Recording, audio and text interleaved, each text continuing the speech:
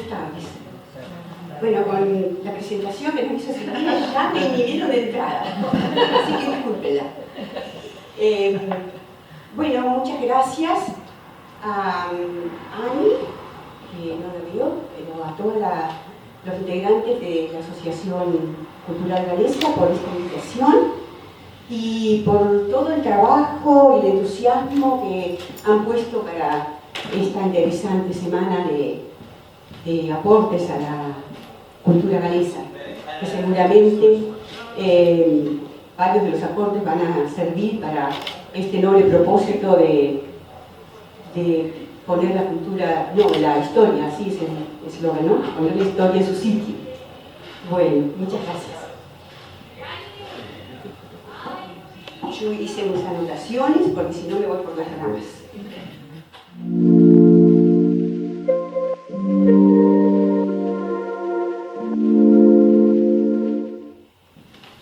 Bueno, es indudable que las influencias, los actos, los hechos tienen amplia relación con el contexto histórico donde se desarrollan.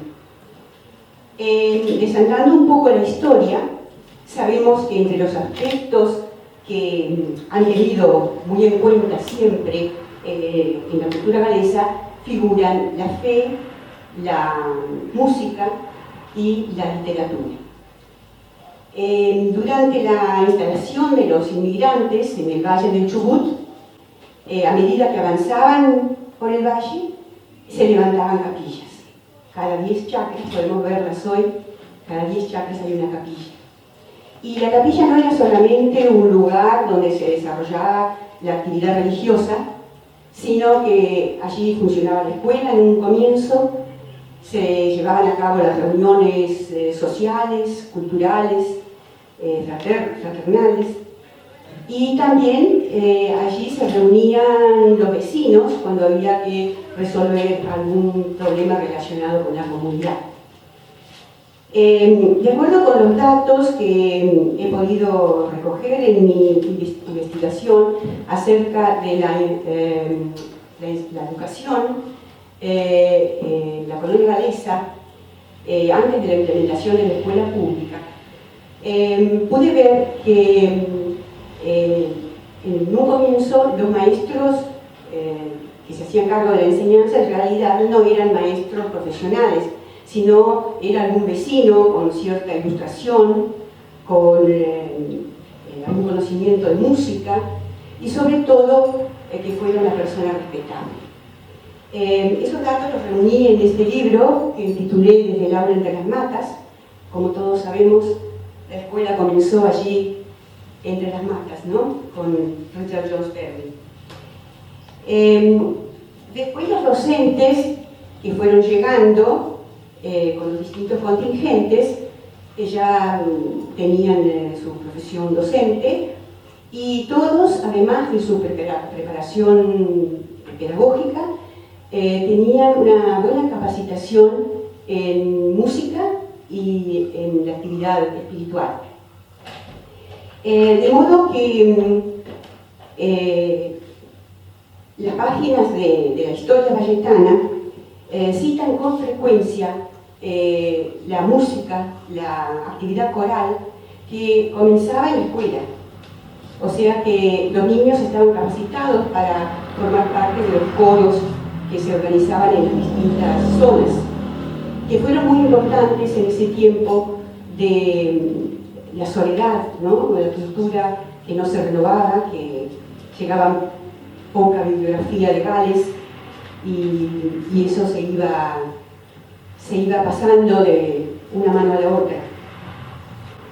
En 1899 llega al Valle el presidente Julio Argentino Roca y cuando llegó al Valle se lo recibió con la entonación del himno nacional argentino y los niños de la escuela de Trovatilo, que estaba en ese momento a cargo de la escuela el maestro John Harold Jones, que era muy destacado en música, los niños se integraron al grupo que entonaba el himno nacional argentino Y el presidente quedó muy impresionado y dijo que era la primera vez en su vida que escuchaba el himno nacional argentino entonado a 4 voces, y muy brillantemente apuntó.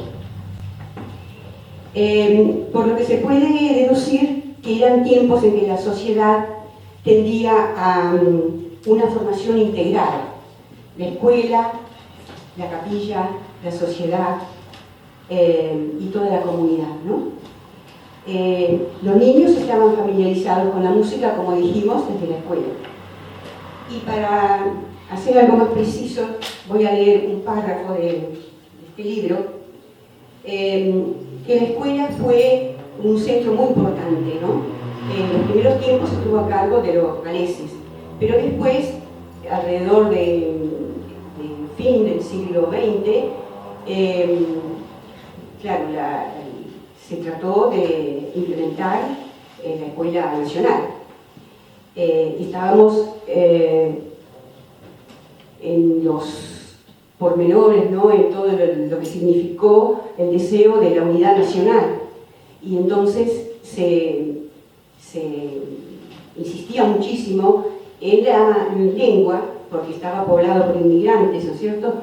Y acá más aún, porque en la Patagonia solamente se hablaba el galés, además de los aborígenes, ¿no es cierto?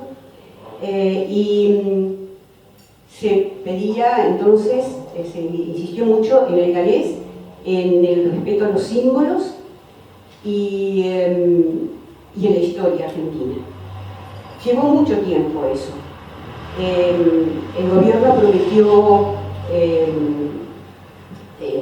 edificios para la escuela, maestros argentinos, material didáctico, pero eso venía muy lentamente y las escuelas seguían en la capilla.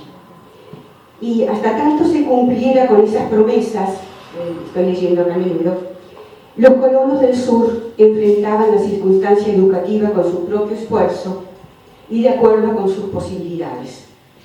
Los caminos de la historia del Chubut y de la tierra patagónica en general siguieron un itinerario desacostumbrado. En otras latitudes, las aulas surgían en el espacio abierto por el soldado, pero en nuestro territorio, en cambio, el alfabeto en manos del maestro y también de los hogares tenía el camino trazado cuando llegó el ejército en su desoladora campaña contra el indio. Aquí había niños leyendo la Biblia, practicando la aritmética, recitando de memoria largos textos clásicos. No conocían el idioma, lo que se llamaba el idioma nacional, pero sí conocían el código de la escritura. Y pasados los años, a pesar de haberse impuesto el idioma nacional en las escuelas, las actividades sociales y culturales fuera del ámbito escolar se desarrollaban casi exclusivamente en idioma galés. De modo que los niños de otras colectividades aprendieron a hablar la lengua de sus vecinos con facilidad, en especial los niños indios que se hospedaban con familias del valle. Y Lynette Morgan, todos conocemos esa personalidad, hija de Lewis Jones, recordaba con frecuencia el lenguaje y la hermosa caligrafía de su amigo Kim Kelly, que era el hijo del cacique Gala, cuando asistían a la escuelita de Tre Rawson dirigida por el maestro Beverly. Aunque la sociedad fue creciendo e integrando a inmigrantes de otras latitudes, el estilo de vida de la comunidad galesa no cambió básicamente. Hasta bastante avanzada la primera mitad del siglo XX no hubo grandes cambios en la práctica de la cultura. Y paulatinamente la introducción de otras ideologías, otras creencias, el avance de la tecnología, entre muchas cosas, fueron diversificando esa realidad cultural. Quienes nos formamos en aquella comunidad más uniforme, podemos percibir sus rastros.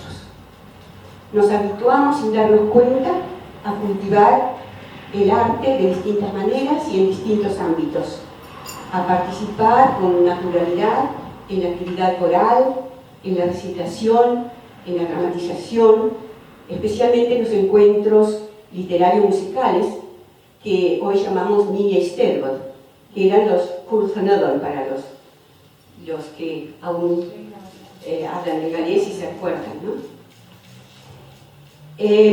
Mi relación con la poesía se inicia desde mi cuna.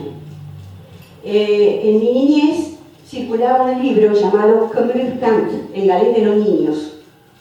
Era un texto que se iba intercambiando entre los vecinos. Permanecía unos 15 años, perdón, unos 15 días en un hogar y se pasaba al otro. Y era un libro que contenía lecturas, poemas, comedias, actividades literarias para los niños, que practicábamos con alegría, porque lo más cercano al audiovisual que teníamos en ese tiempo eran las diapositivas que se pasaban en la capilla cuando venía un visitante, ¿no? Lo que decíamos el Magic Lantern, o sea, la linterna mágica.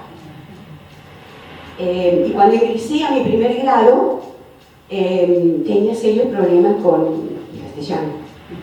Y afortunadamente me tocó una maestra también de origen galés y me sacó de apuro varias veces. Mi familia materna era muy aficionada a la recitación. Y yo creo que cuando comencé a hablar, me enseñaron algunos versos. Personalmente, ensayo distintos géneros literarios, pero mi gran amor es la poesía. Desde su lectura, desde la composición poética, desde la recitación. La poesía galesa clásica es rimada y con cierta estructura, ¿no? Y aunque la lengua en la que yo escribo es en castellano, siento que aquella música se ha grabado en mí. De tal manera, yo me voy a emocionar y todo, de tal manera que la mayoría de mis poemas son rimados y medidos. El filósofo británico, poeta y pastor anglicano, Adam Watts dice: rara vez nos damos cuenta de que nuestros pensamientos y emociones más privados no son en realidad los nuestros, porque pensamos en términos de lenguajes e imágenes que no hemos inventado, sino que nos fueron dados. La huella del arte es infinita, ¿no es cierto? Y a partir de ese mojón primero que nos dieron, cada generación le da forma, le da su paisaje, le da su rumbo.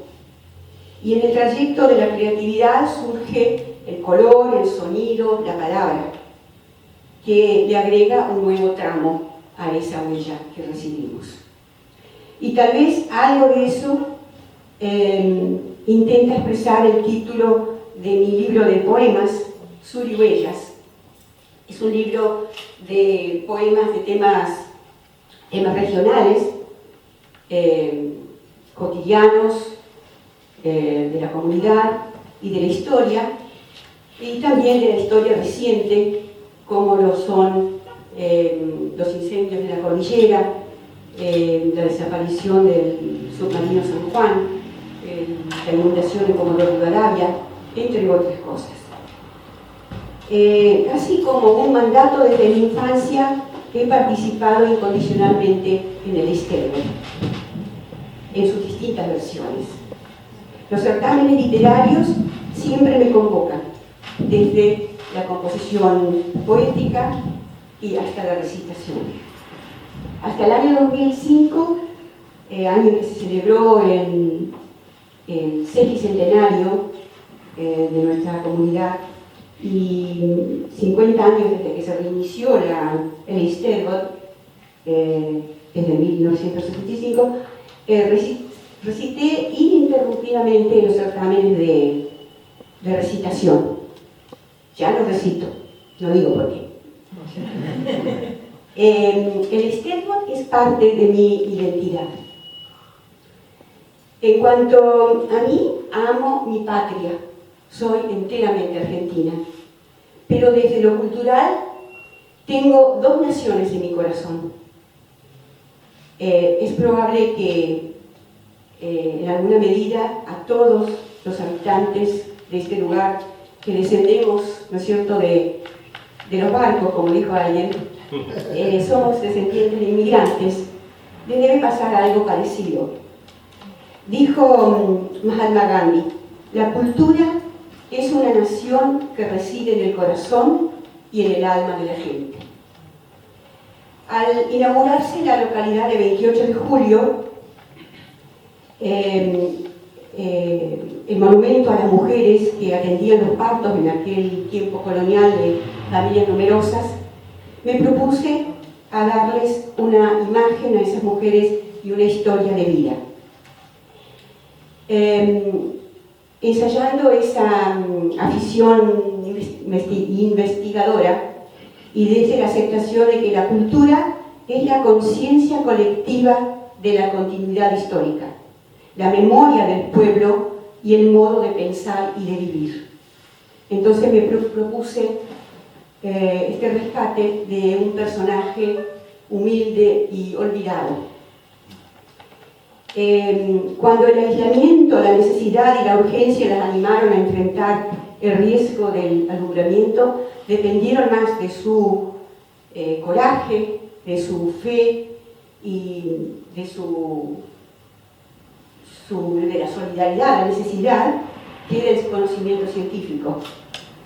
Y sin elementos, sin antibióticos, sin médicos cerca. Y así surgieron las páginas de este libro, Semblanzas de Luna, que es un lírico homenaje a esas mujeres que han quedado en el olvido.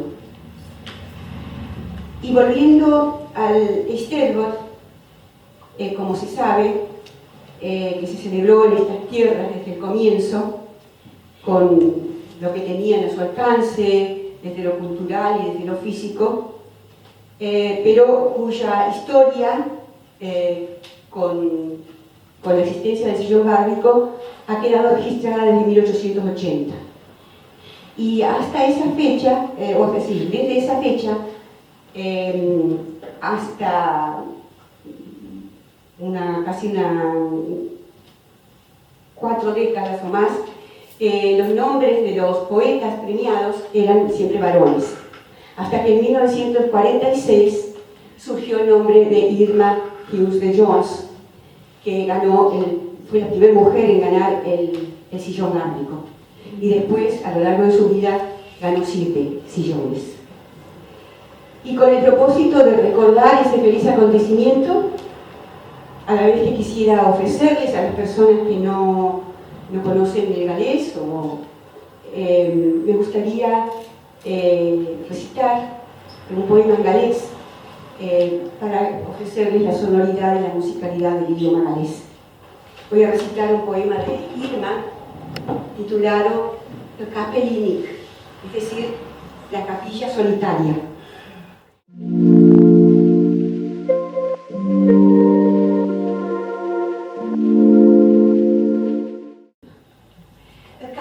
El Kapellinik.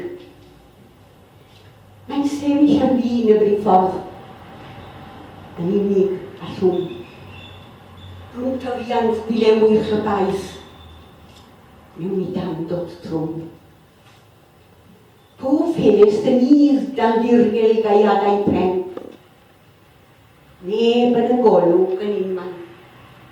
Dim hwa yuh pen. Edrychais nôl arno eto.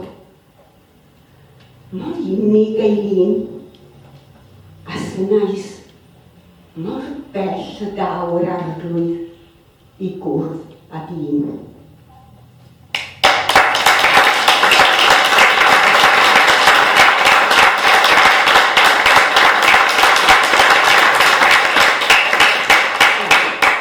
Y para honrar a los 2 idiomas, voy a recitar un poema de Nelida Thatcher de Jones, El día que se apaguen mis estrellas.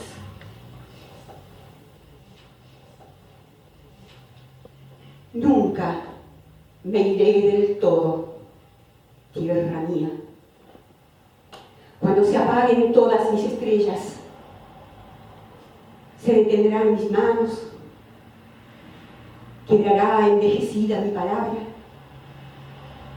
y seré del pasado. Pero sabrán de mí los hombres nuevos, que sentirán lo mismo que yo siento, porque agrandé tu espacio de silencios con el silencio de mi pensamiento, porque tendrá tu tiempo las esencias de todos los momentos. Como lo siento al indio en la estepa infinita sin caminos, regresando del chenque con la carga despiadada del cielo en sus espaldas, celebrando salvajes primaveras con maitenes en flor,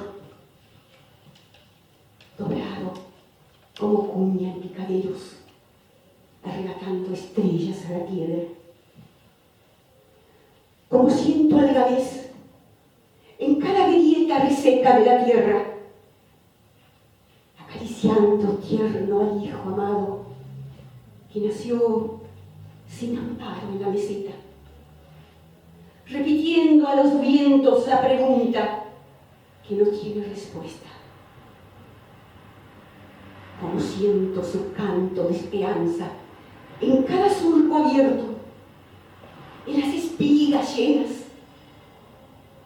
en el olor a tierra humedecida, en la fragancia y el rumor del río. Así me sentirán el día que se apaguen mis estrellas. Errantes por las sendas de tu viento andarán mis palabras, buscando revivir en otras bocas, y las sabrán extrañas. Y aquellas, las calladas, las que dicen secreto el pensamiento, se quedarán vibrando en tu silencio. Estaré inominada en el hechizo de alguien que vagará por la meseta y que en sus gestos simples, repetidos, encontrará los míos.